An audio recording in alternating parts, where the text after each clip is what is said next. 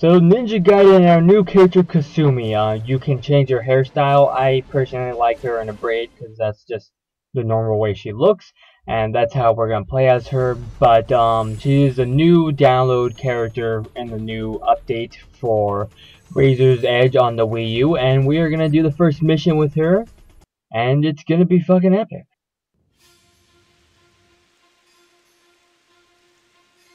Now, her clothes, I guess by default are, again, pretty fucking epic.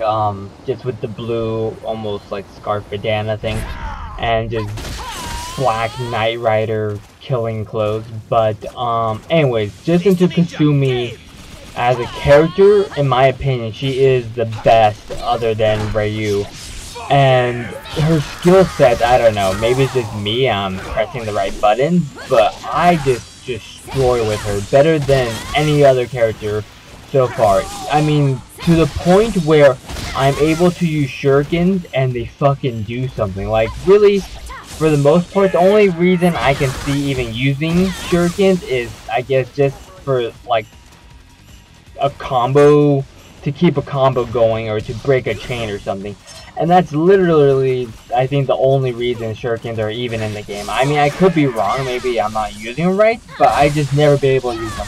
But Kasumi is able to get her, they might be daggers, I'm not sure if they're shurikens, but wherever they are, for throwing stabby things, she's able to get them and charge them up and turn them into a shuriken, which you just saw moments ago. Now, I don't think you fucking heard me correctly, so I'm gonna say this again. She charges up daggers and throws it as a shuriken. I mean, that's fucking epic. How the holy shit. Anyways, she has that going for her. She has a single sword, and that's really all she needs. She pretty much kicks ass. Once we get to her Ninpo, which again is just, in my opinion, the best Ninpo there is. Just everything about Kasumi was just done right. It almost seems like there's they just gave her everything and just all the other characters, fuck them, they suck.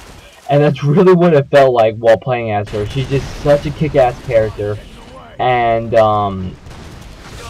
there's really just not much to really say that would get it across your mind. So I guess gameplay itself really is gonna shine through, and you'll see, holy shit, she can do some stuff. And I guess that's not surprising, but as a character, she is my favorite, and she's my best played with, I guess, character. Anyways, her skill sets are pretty basic. What she does have going for her is she does have 4 costumes compared to all the other characters that only have 2 costumes, so that's really nice. And I guess a level of fan service, but definitely nice, and she's just a kick-ass character. So I'll shut up for a bit and just let this play out and just watch the manslaughter.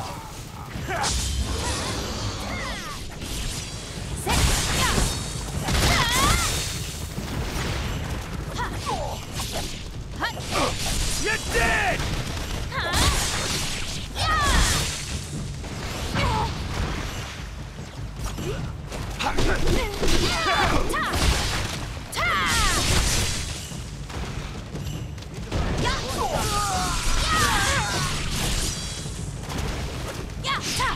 Fuck you!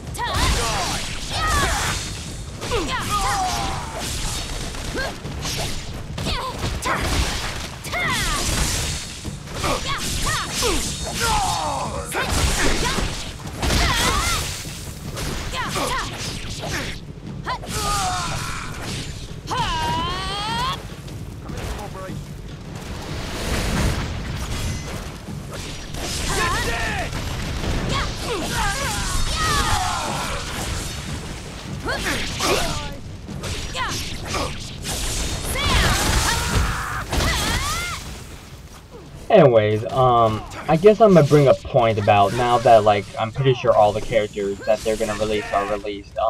People are speculating that there might be other characters that they are gonna release, but there hasn't been any word on that.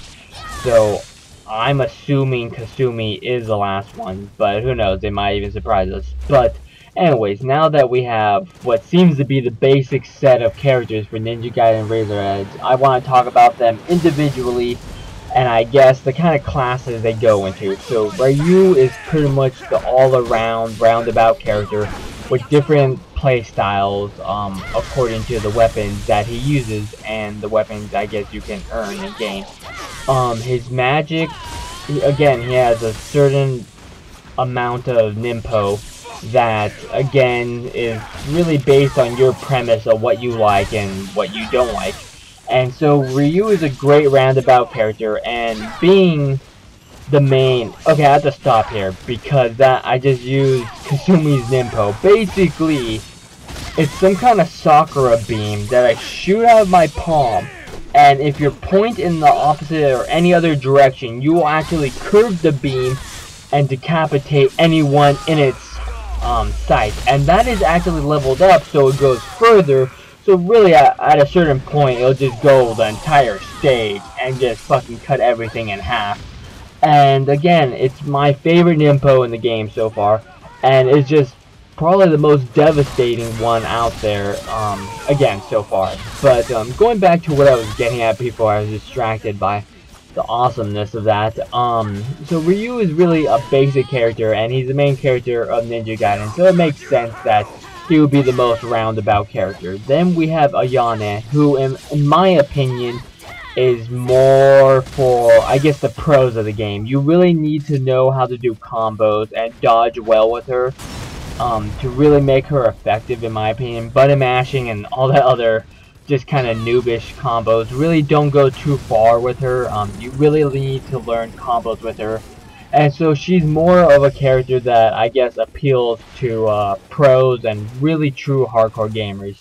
Then we have Momoji, which again I don't even know if I'm pronouncing that right, which is, in my opinion, the character with the most strength. Her hits, even her basic combos, are pretty much like strong hits, and they do the most damage, which pretty much allows her to just wipe the floor with enemies and allow her to get into her bloody rage state a lot quicker than she would normally have, or any other character I guess would normally have.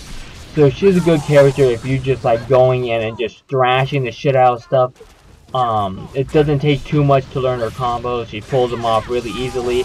I was actually surprised at the speed she attacks with, because I mean she's holding a giant fucking bloody lance. I mean, how fast can you really throw that around? But I'm pretty impressed with her as a character. I didn't expect too much. I knew she was gonna be pretty sick, but I wasn't expecting as much.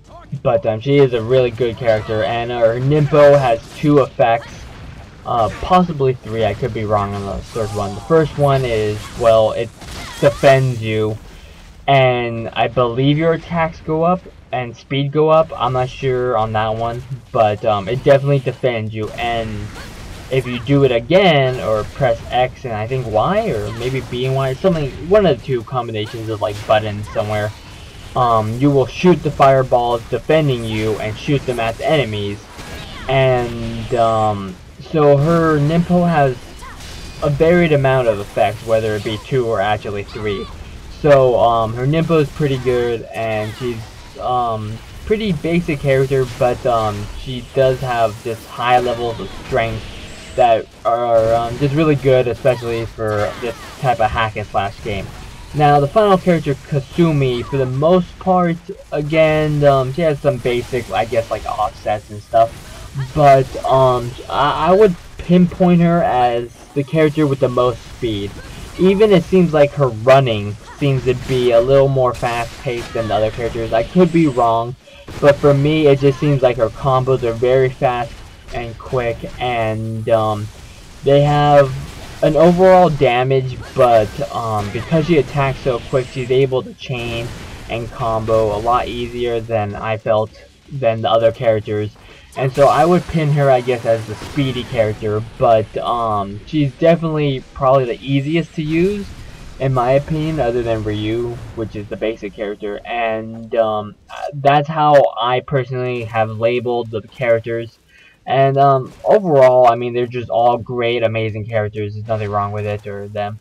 But that's the basic gist of what I felt like while playing all 4 of these characters.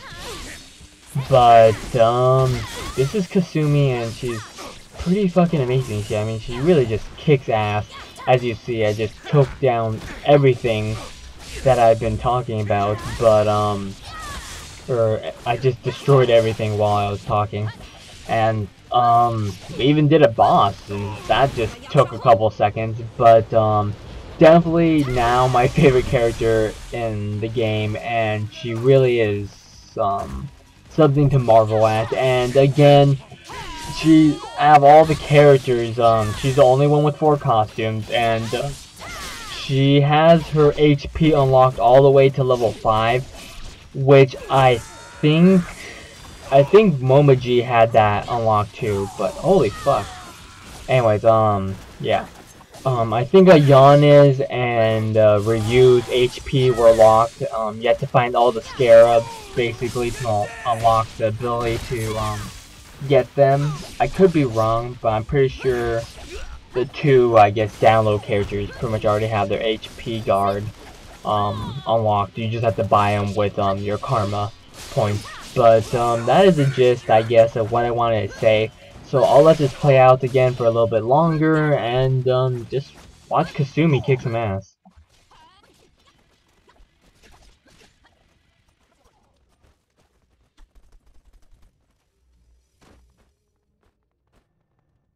So now we are inside, I guess, a government kind of building. I don't know. It's like the minister who was like kidnapped, right? I don't even remember. But this is mission mode, so I guess we're not really talking about the story. But whatever.